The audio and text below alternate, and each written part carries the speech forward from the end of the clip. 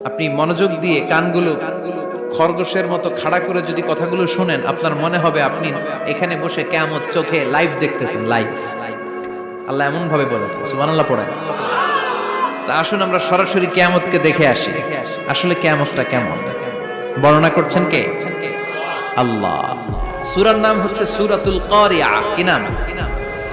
আওয়াজ করে উত্তর দিতে হবে। সূরার নাম আল কারিয়া। চিৎকার মেরে বলেন সূরার নাম কি? আল কারিয়া। এটা মাক্কি সূরা। কি সূরা? বিশ্বনবীর জীবনের দুইটা পর্ব, একটা মাক্কি পর্ব আর একটা মাদানী পর্ব। এটা মাদানী পর্বে নাজিল হয়নি, এটা নাজিল হয়েছে মাক্কি পর্বে। এই সূরার আয়াত সংখ্যা 11। এটা কোরআনের 101 নাম্বার সূরা।